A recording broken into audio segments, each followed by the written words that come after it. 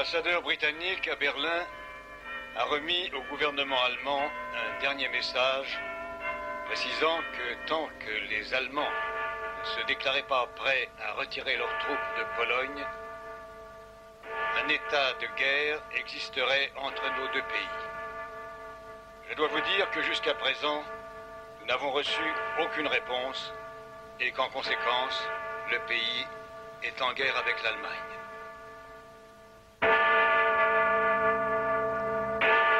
Ici, Londres. Au micro, Edward Murrow. Aujourd'hui, le 4e jour depuis que l'Angleterre et la France ont déclaré la guerre à l'Allemagne nazie, l'inquiétude grandit quant au sort du tout nouveau grand paquebot transatlantique de luxe britannique, le Goliath, qui est parti de New York juste avant le début des hostilités. Ce navire géant, chargé au total de 860 passagers plus l'équipage, a maintenu le silence radio depuis qu'il a quitté Southampton. Pendant ce temps, nous avons appris de sources non confirmées la présence d'un sous-marin allemand qui croiserait quelque part dans l'Atlantique dans le but d'intercepter le Goliath. Quoi qu'il en soit, grâce à sa vitesse supérieure de plus de 30 nœuds, le Goliath devrait pouvoir éviter les problèmes en échappant à ses attaquants éventuels.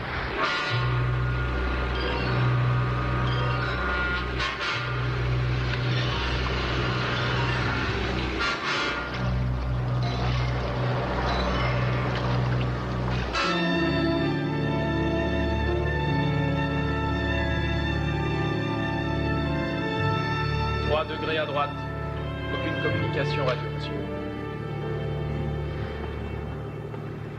Nous avons bien fait de prendre plus au sud. Nos ennemis sont sûrement à des centaines de milles au nord. Chef, est-ce que tout est paré en bas? Oui, capitaine. J'ai moi-même tout vérifié.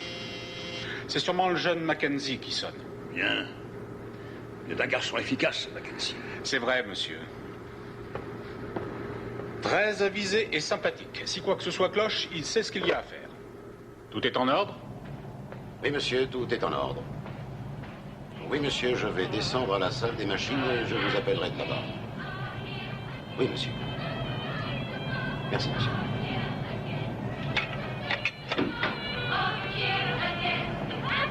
Bonjour, Bélé. Monsieur Mackenzie. Vous faites une petite fête là-dedans? Pas exactement, monsieur. Ce sont des gosses. Je m'occupe d'eux, monsieur. Ils ont un peu peur à cause de cette histoire de sous-marin.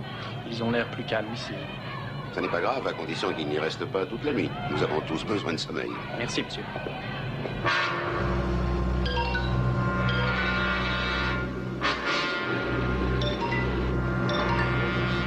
Das Schiff ist in Angriffsentfernung. 12.000 Meter. Fertig zum Angriff, Kaloin. Alle Torpedorohre laden. Tonnage 50.000 Bruttoregistertonnen. Nordwest.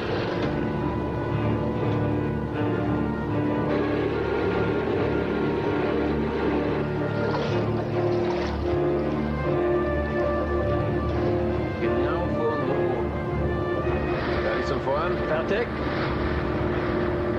Feuer 1, 2, 3 und 4. Feuer. 1, 2, 4.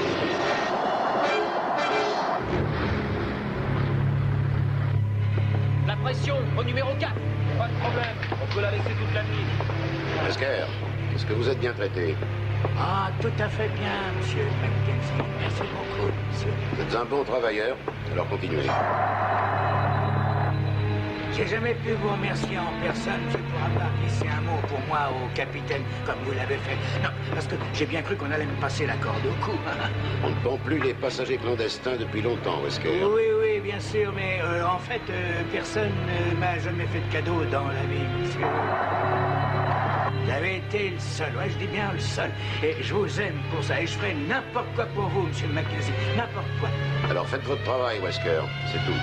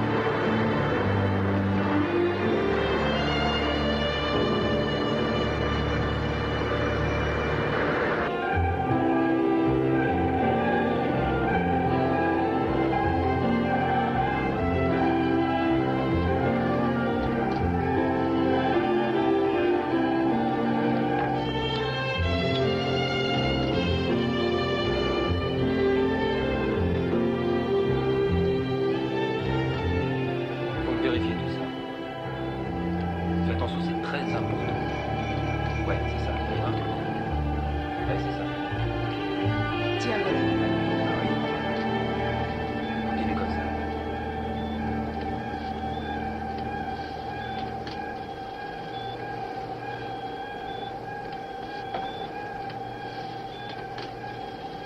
Marc, qu'est-ce que...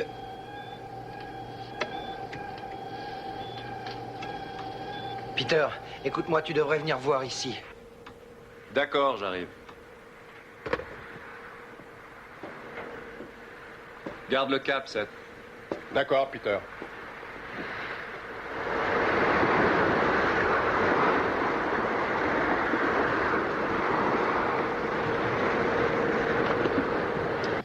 D'après l'échelle, ça fait dans les 8 ou 900 pieds, et peut-être même plus.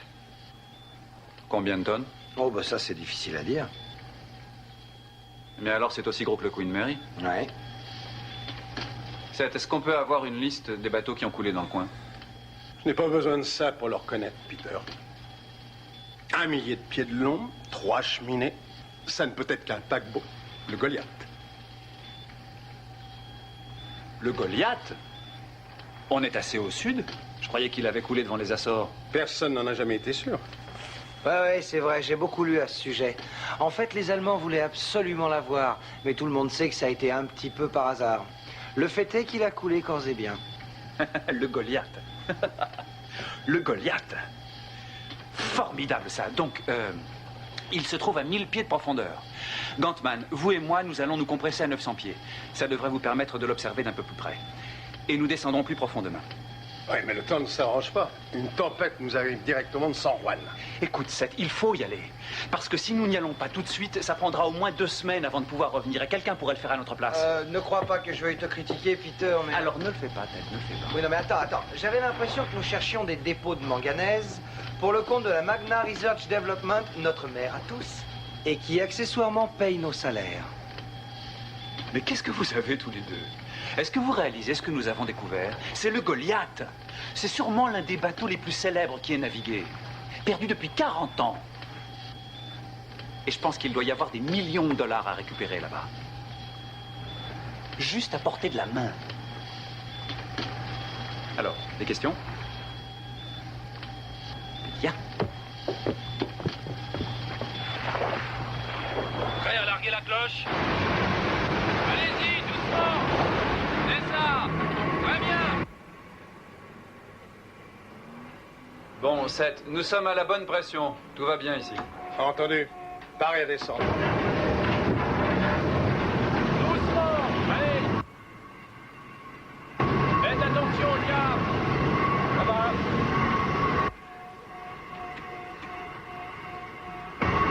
Descendez là, doucement!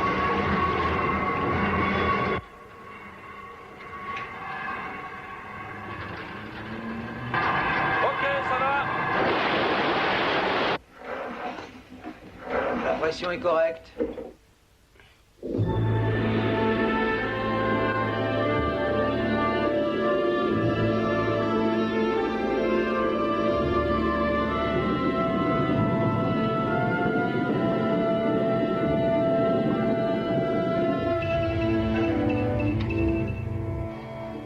Pieds, nous descendons toujours.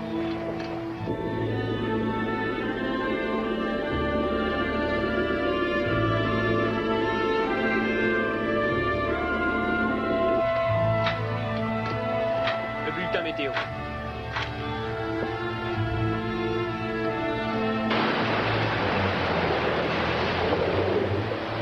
Le temps se détériore très vite en surface. Nous gardons la position.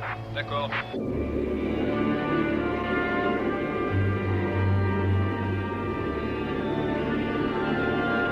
Le voilà. Nous approchons des 900 pieds. Nous sommes juste au-dessus.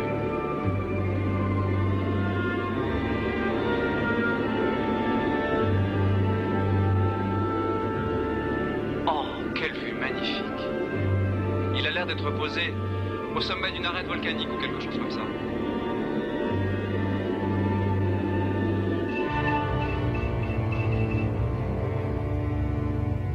Ça y est, 900 pieds.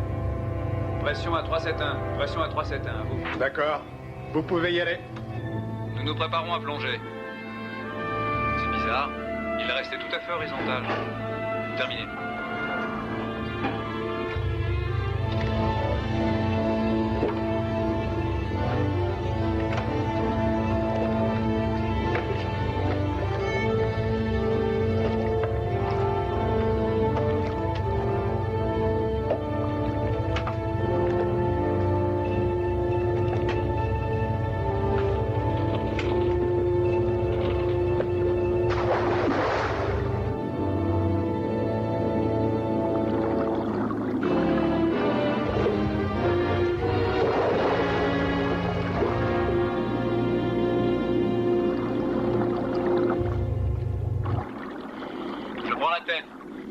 D'accord.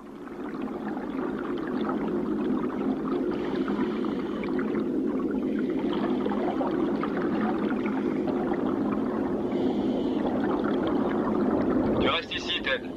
Je vais aller voir de plus près. D'accord. Mais sois prudent, hein.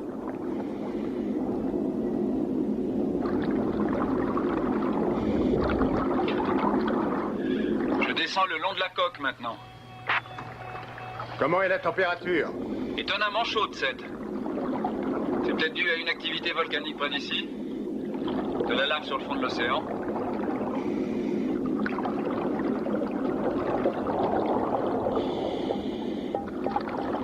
Attendez un peu. J'entends quelque chose. Ça ressemble à des coups brefs. Ouais, SOS.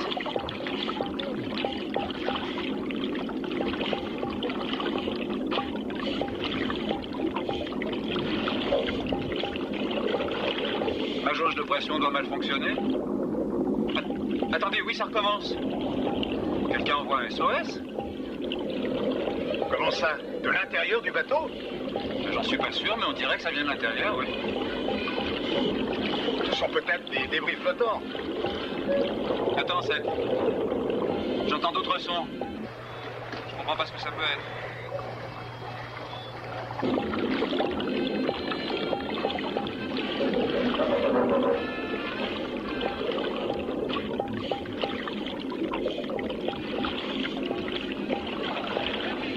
C'est juste ici. Ça vient de l'un des hublots.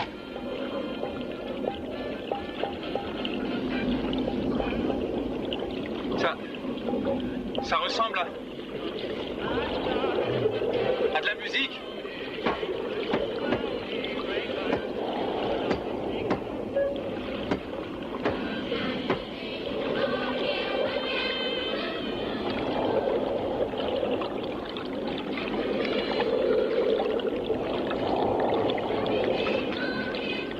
C'est incroyable.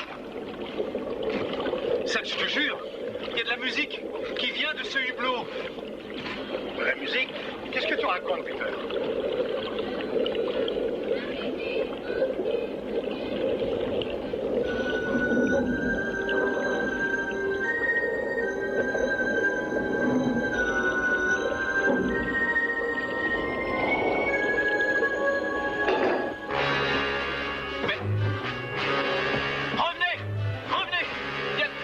Il y a une fille ici.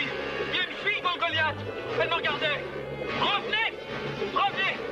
Ted, tu m'entends? Viens voir ici.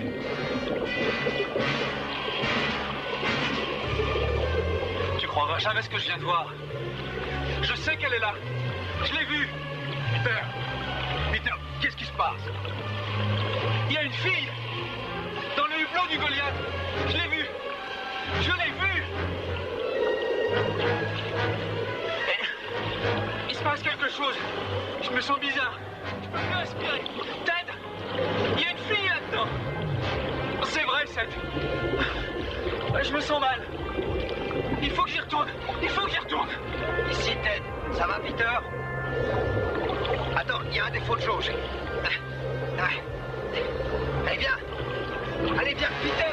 Peter, viens, il faut qu'on retourne à la cloche. Mais qu'est-ce qui se passe? Qu'est-ce que vous faites en bas? Il a des problèmes. Quelque chose ne fonctionne pas dans sa jauge de pression. Je l'ai vue. Elle est vivante. Oui, d'accord. Allons voir. Non. Allez, viens, Peter. Viens, il faut qu'on retourne à la cloche. Oh, mon Dieu. propulsion. Préparez la chambre de décompression.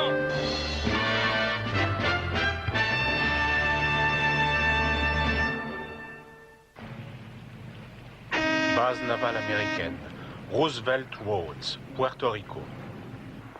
Hôpital naval américain. Je suis certain que j'étais complètement lucide quand j'ai entendu et vu ce que j'ai vu. Écoutez, tout ce que je demande, c'est que quelqu'un qui en ait les capacités et le matériel nécessaire aille là-bas et fasse une enquête. Alors, si je me trompe, eh bien, enfermez-moi et jetez la clé. Et si je vous donne le feu vert et que vous avez tort, ils m'enfermeront aussi et ils capitonneront ma cellule. Commandant, en tant qu'officier de sauvetage, que vous faudra-t-il pour ce travail?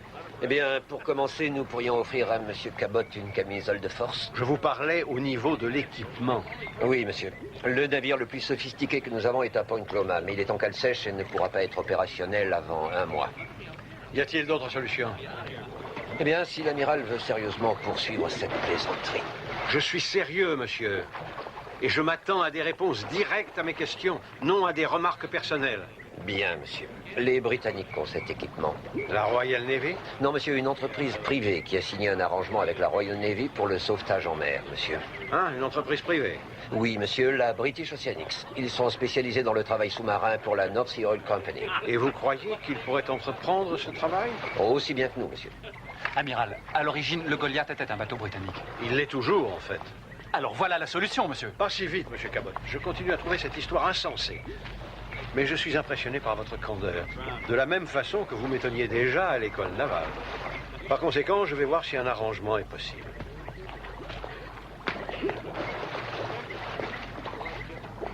Dites-moi, gros malin. Je me suis trompé au sujet de l'histoire de la camisole. Vous n'en avez pas besoin. C'est plutôt lui.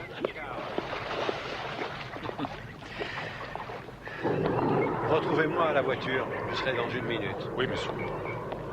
J'ai l'impression que vous pensez que je suis cinglé de croire à cette histoire de fille qui se balade là-dessous en pleine forme après 40 ans. Non, monsieur, pas du tout, monsieur. Bien, commandant, j'irai loin. Mais il est un point capital. Quand le bateau a coulé, en 1939, il y avait quelque chose de très important à bord. Qu'est-ce que c'était? Une valise diplomatique qui contenait des documents pour l'ambassade des États-Unis adressés au président Roosevelt personnellement à son attention exclusive. Elle avait été confiée à un sénateur américain du nom de Bartholomew. Mais ce que ni Bartholomew ni personne ne savait, c'est que ce document était un faux, fabriqué par 2 agents nazis qui s'étaient infiltrés dans l'ambassade. Ce que contiennent ces papiers, c'est de la dynamite. Et s'il tombe en de mauvaises mains, ça pourrait déstabiliser l'OTAN et sûrement salir notre image. Vous voulez que je récupère ce document? Ou, de préférence, que vous le détruisiez totalement et pour toujours. Après toutes ces années, il serait impossible de prouver que c'est un faux. Notre président est vraiment impatient que cette histoire soit réglée avant que qui que ce soit n'aille mettre son nez dans ce navire. Alors vous et Cabot, allez vous rendre en Angleterre. Nous arrangeons des accords avec le Premier ministre pour que vous utilisiez leur équipement. Je vois, monsieur. Vous ne parlerez de cela à personne, à part moi. C'est compris? Compris, monsieur.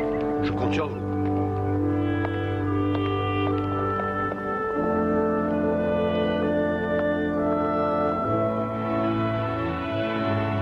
Édimbourg, Écosse.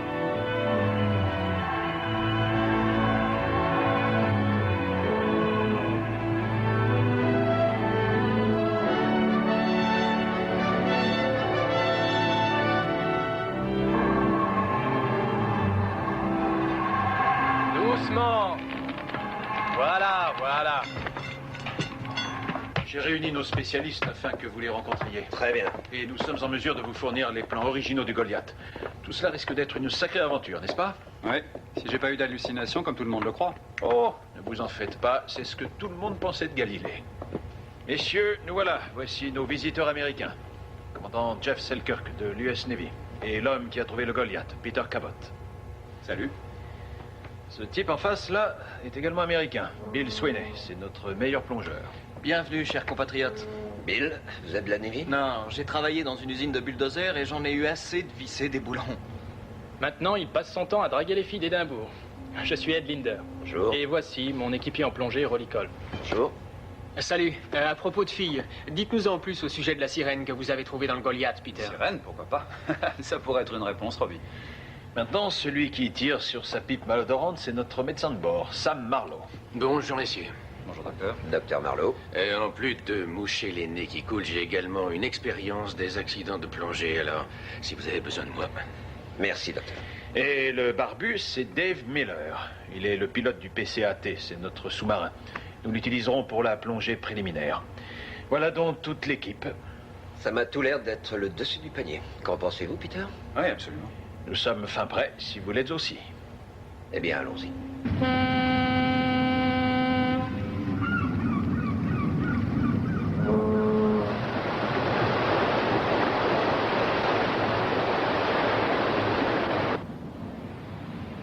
Voilà la bouée. Votre attention, marée à stopper à 4 points de la station d'amarrage.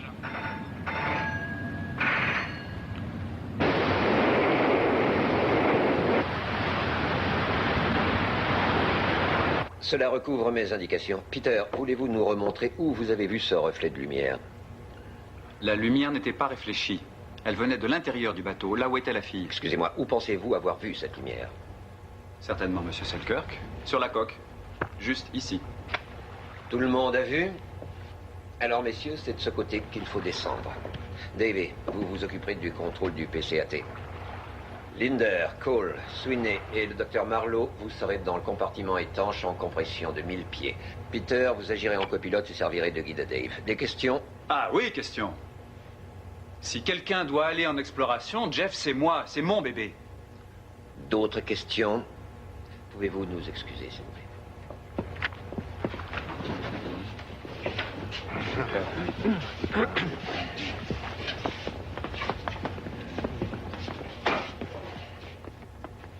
Alors? Je plongerai, Jeff. Vous ne m'en empêcherez pas. Si, je peux vous en empêcher. Vous êtes toujours fâché. Je ne suis pas fâché. Mais si, vous l'êtes. Vous m'en voulez et maintenant vous avez l'occasion de me le faire payer. Vous voulez bien vous asseoir et écouter ce que j'ai à vous dire? Jeff, je ne voudrais pas plonger si je savais que cela représente un risque pour vous. Oh, vraiment? Eh ben, ça change. Ne me dites pas ça. Parce que vous ne seriez peut-être pas assis là à jouer les petits chefs si je ne vous avais pas attendu au moment du naufrage de ce sous-marin en 76. En risquant les vies du reste de l'équipage. Vous n'en aviez pas le droit. Vous aviez des ordres. Si j'étais en retard, vous deviez partir. Nous étions trop profonds et il y avait trop de courant pour risquer la vie du reste de l'équipe. Oui, et je vous ai sauvé la vie. Et vous avez écrit cet ignoble rapport sur moi.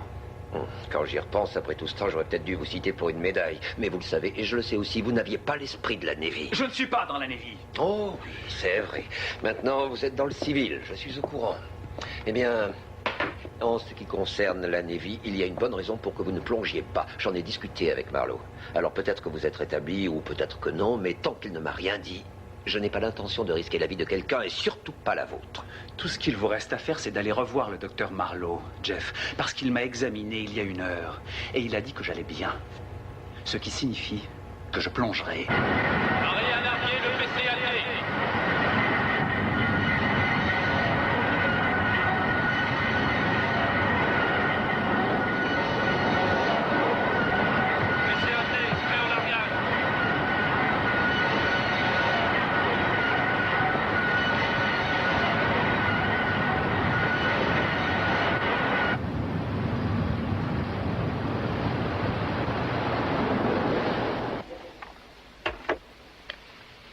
Prêt au largage, les gars? Prêt au largage. Quel est votre taux de compression? Pour 1000 pieds. Entendu. Attention. Larguez le sous-marin. Larguez.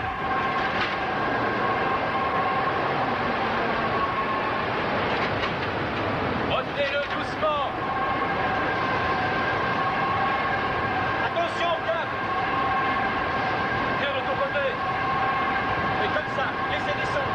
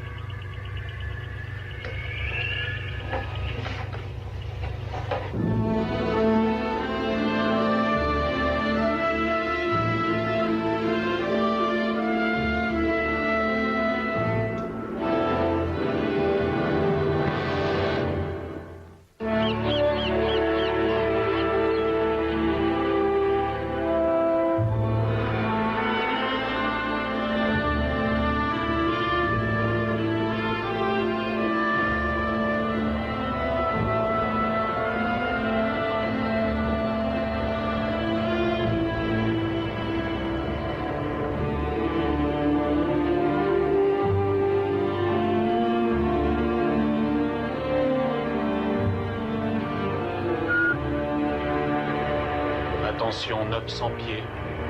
Nous y sommes.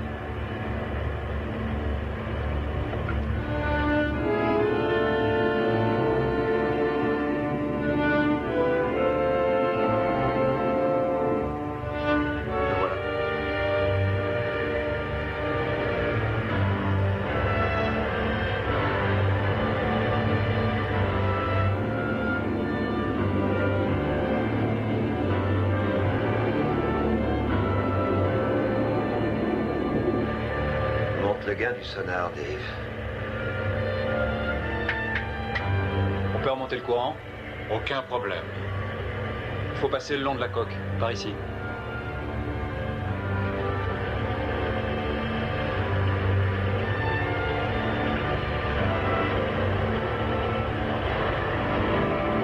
Là, à midi, juste en dessous.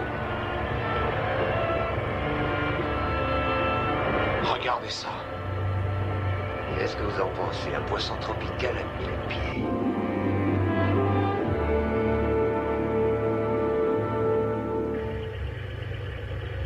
C'est tout près d'ici que j'ai entendu le SOS.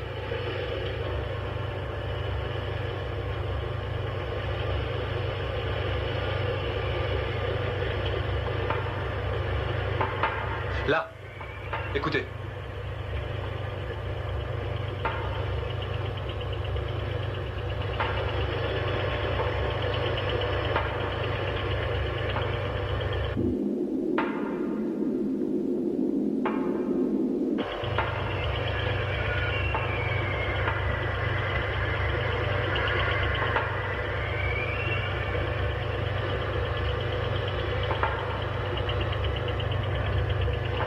Voilà votre SOS.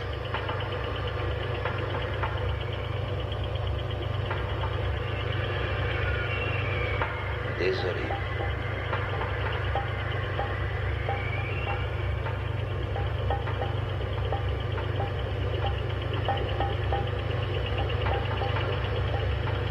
Et ça, vous entendez ça?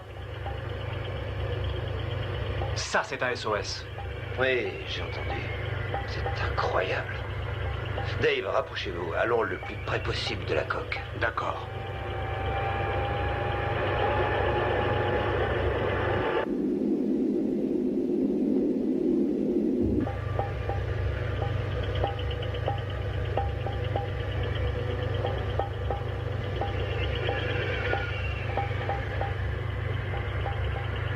Amenez-nous juste au-dessus du signal.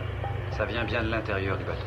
Dave, amenez-nous au contact de la coque et touchez-la, et doucement.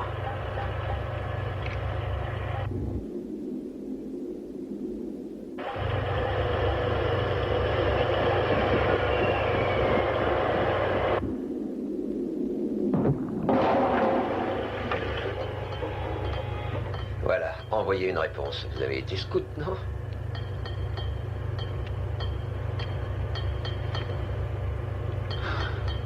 J'espère que je me rappelle bien comment on fait.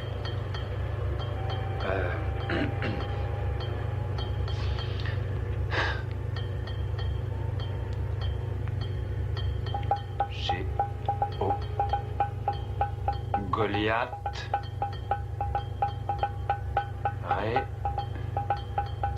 répondez. Il les envoie toujours le SOS.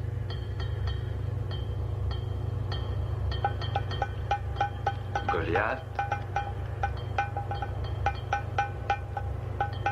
Répondez.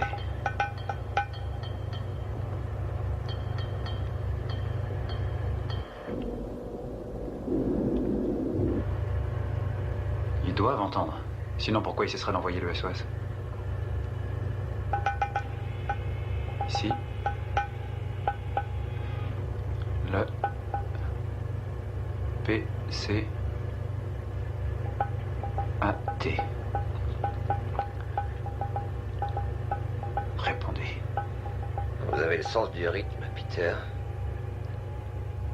Voyons s'ils répondent aux percussions africaines.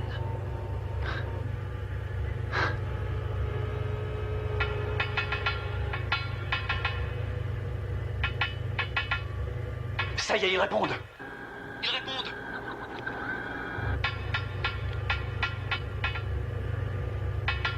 Tenez.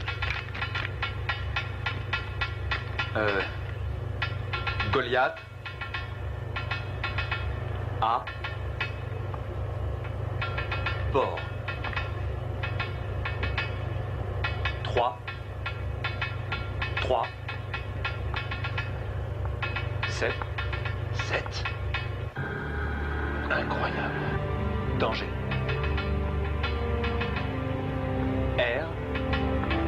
Toxique.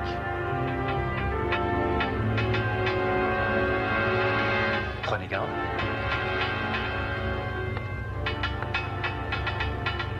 Commandant Mackenzie.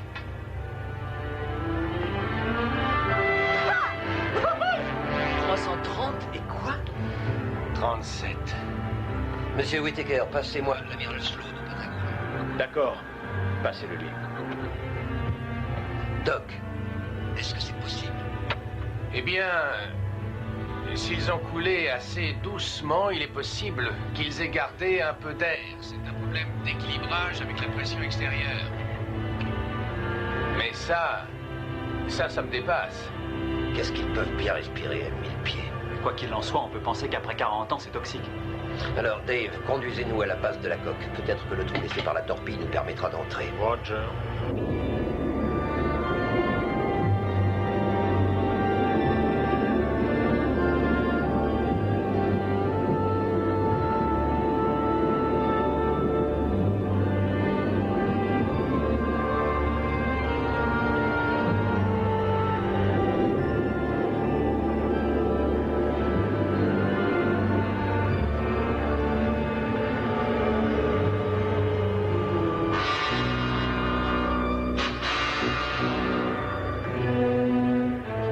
Oui.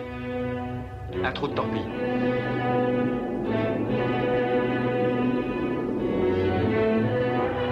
Nous descendons vers l'ouverture.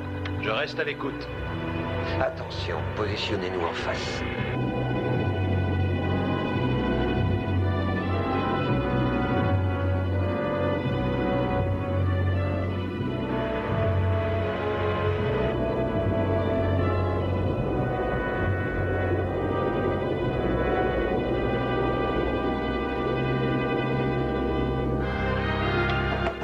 Passons le bureau de l'amiral Sloan, PCAT. Selkirk. Oui, merci. Bonjour, Jeff. C'est Sloan. Amiral, nous venons de recevoir un message qui vient de l'intérieur du Goliath. Qu'est-ce que vous dites? Nous avons reçu un message de l'intérieur du Goliath. C'était en morse à travers la coque. Et que disait ce message? Le message disait « Goliath, 337 personnes à bord, danger, air toxique. Prenez garde, Mackenzie. » Mackenzie? Relisez-moi ça, voulez-vous? Oui, monsieur. Goliath, 337 personnes à bord, danger, air toxique. Prenez garde, Mackenzie. Mackenzie? Oui, monsieur, Mackenzie. Attendez, donnez-moi la liste des passagers là-bas. Oui, monsieur. Mais vous êtes bien sûr de ce que vous dites? Oui, monsieur, tout à fait. Notre problème sera l'air toxique. Si j'y envoie des plongeurs, j'ai peur qu'ils ne survivent pas. Monsieur, Ici Cabot. Oui? Voilà ce que nous pourrions faire. il y a une entrée possible par le trou laissé par la torpille. Pourquoi ne pas envoyer des plongeurs avec des conteneurs fermés qui passeraient par le trou afin de trouver une poche d'air? Ils en prendraient des échantillons qu'ils enverraient à la surface. Et nous pourrions les analyser. Jeff, Oui, monsieur. qu'est-ce que vous en pensez, vous? C'est faisable. Mais à une condition. C'est qu'ils n'enlèvent pas leur scaphandre. Oh, attendez. Il y a bien un John Mackenzie. 3e officier sur la liste de l'équipage.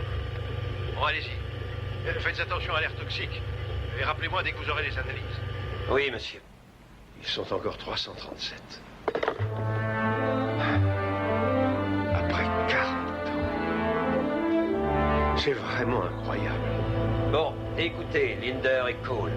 Vous avez seulement 40 minutes d'oxygène. Si vous ne trouvez pas d'endroit sec dans les 7 minutes, revenez. D'accord. Si vous trouvez une poche d'air, ouvrez vos containers, prenez vos échantillons et foutez le camp. D'accord. Fermez le sas.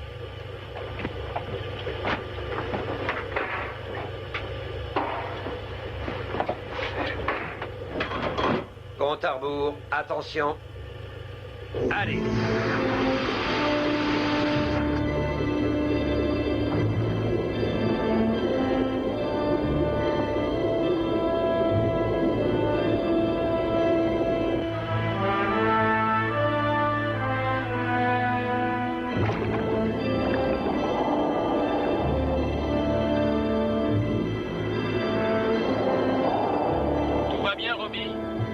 Attends une seconde. Très bien, allons-y.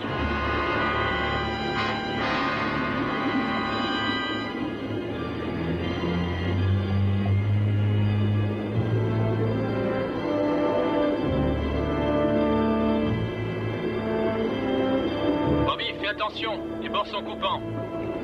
Passe devant, je suis juste derrière toi.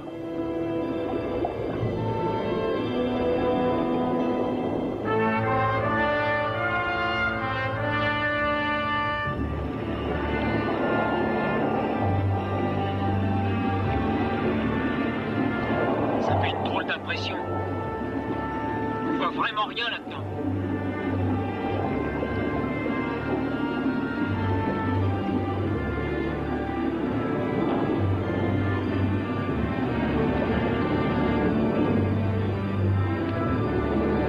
Est-ce que tout va bien? Ça n'a jamais été mieux.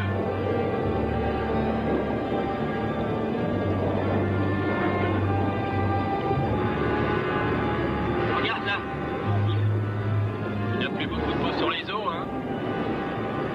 Je crois qu'il y a un passage par là.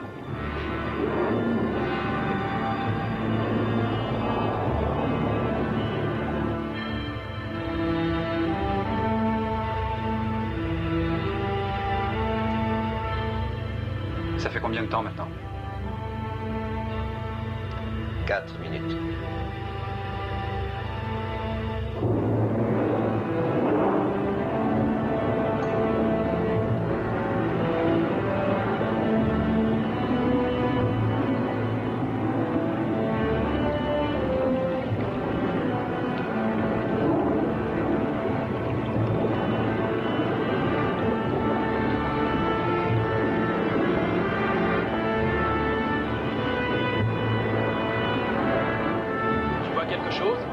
C'est bizarre. Je crois voir une lumière au-dessus de nous. Une lumière? Allons-y, allons voir ça.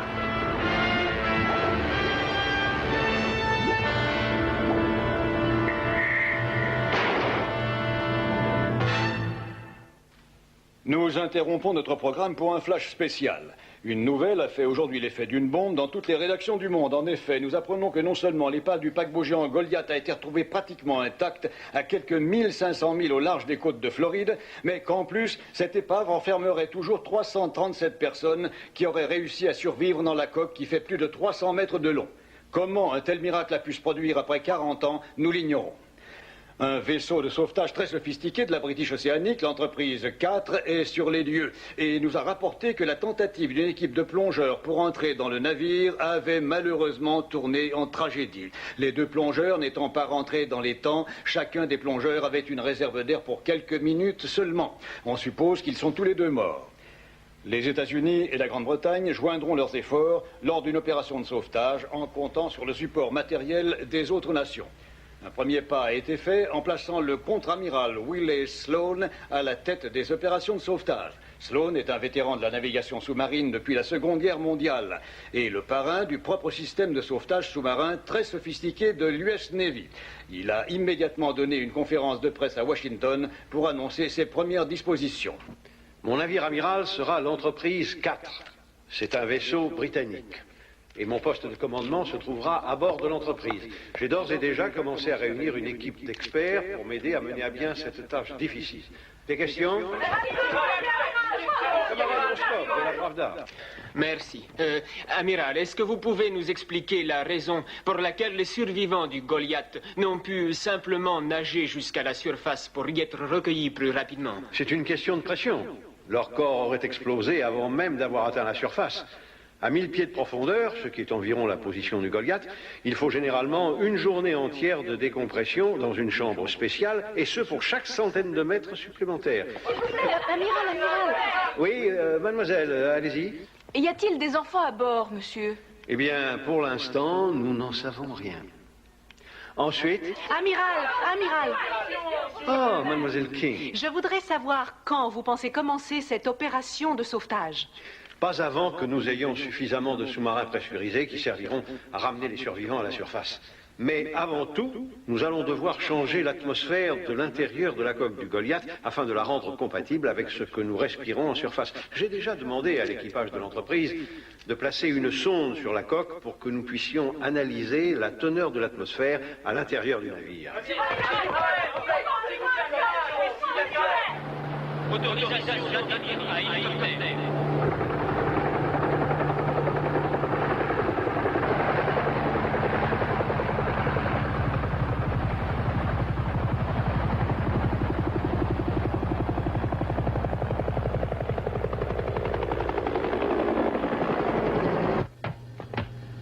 Où en êtes-vous avec la sonde d'atmosphère? C'est terminé, amiral. L'analyse a révélé 1,5% d'oxygène et le reste de l'hydrogène. Ah, ça doit certainement être dangereux pour quelqu'un habitué à l'air de la surface. Ça n'est pas volatile, amiral, et ça n'est pas inflammable non plus. Pas avec ce pourcentage d'oxygène. Messieurs? Amiral? Il y a sûrement une bulle d'air qui s'est coincée dans cette coque quand il a coulé. Commandant, je voudrais que vous sélectionniez une équipe de sauvetage. Comment allons-nous régler le problème de cette atmosphère et de sa toxicité?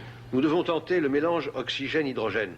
Puis nous saturerons les plongeurs à 1000 pieds au même pourcentage d'oxygène et d'hydrogène que ce que la sonde nous a montré de l'atmosphère du Goliath.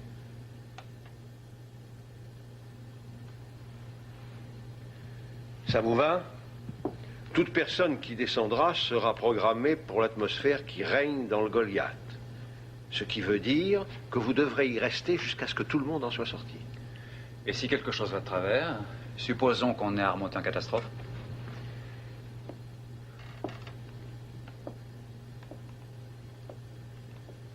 Nous n'engageons que des volontaires pour cette mission. Je vois. Dans ce cas, je souhaite commander cette équipe. Et s'ils sont d'accord, emmenez le docteur Marlowe et M. Sweeney avec moi. Comptez sur moi. D'accord. Ça ne fait que 3. 4. Pensez que c'est possible, docteur? Oh, je l'ai ausculté, il est en forme. Alors préparez-vous à plonger et à y aller dès que la compression sera effectuée. Oui, monsieur. D'autres questions? Une petite précision. Il n'y a pas assez de chambres de décompression dans toute la Grande-Bretagne pour prendre en charge un tel sauvetage. Nous en ferons venir du monde entier et nous les disposerons sur un grand navire ancré sur les lieux du sauvetage. Vous devriez commencer la compression. Oui, monsieur. Marin, tout est paré. Chacun est à son poste. Dégagez à tribord.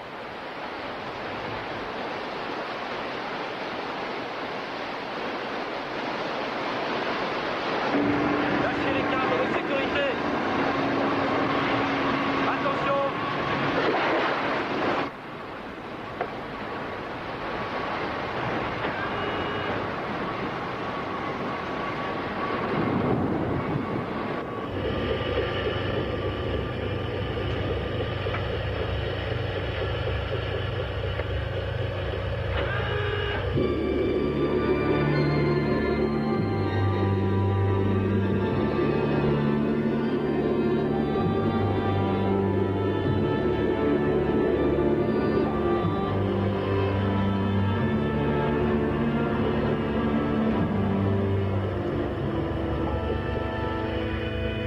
Sans rancune? Oui. Et bonne chance. Vous aussi.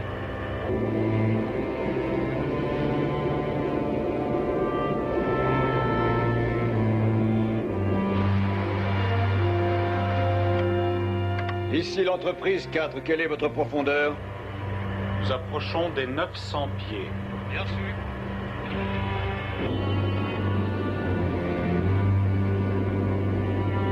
Nous apercevons maintenant la coque du Goliath.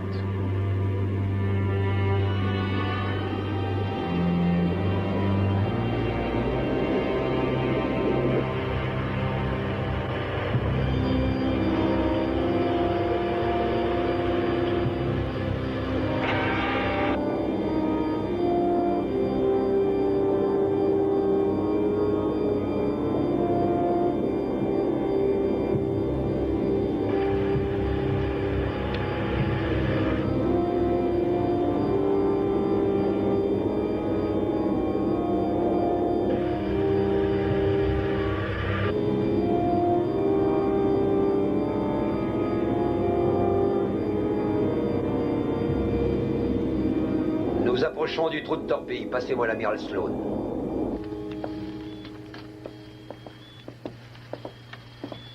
Ici Sloan. Parez à envoyer les plongeurs, monsieur. Assurez-vous de l'état de vos réservoirs de secours au cas où vous devriez rentrer en vitesse. Oui, monsieur. Pas de nouveaux contacts en morse du Goliath? Non, nous avons essayé, ils ne répondent pas. Merci, monsieur. Préparez-vous, les gars.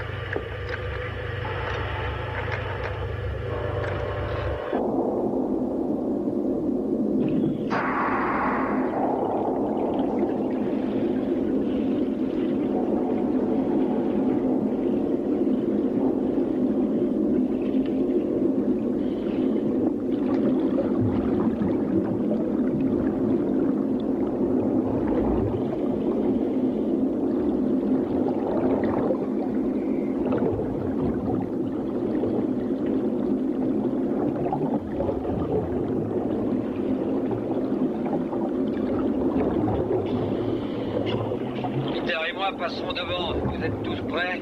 Nous sommes prêts. Allez-y. Nous vous suivons.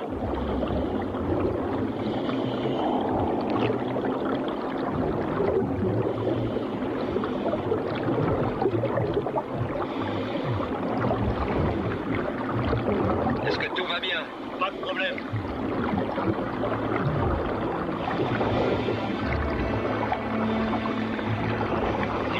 A des ennuis qu'il hurle. Allons-y.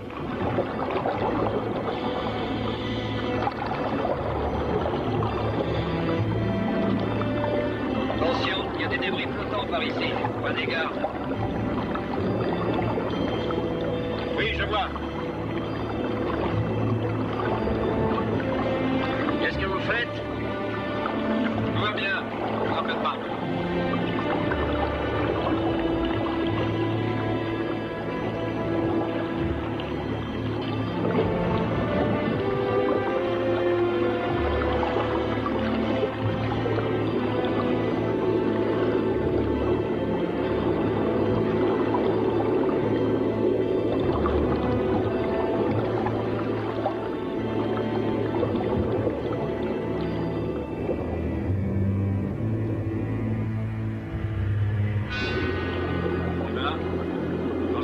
Ça, ma mère? Vous regrettez d'être venu? Non, non, pas encore. Du coup? Ah, on dirait une lanterne de bateau au-dessus de nous. Passez devant. Allez, j'y vais.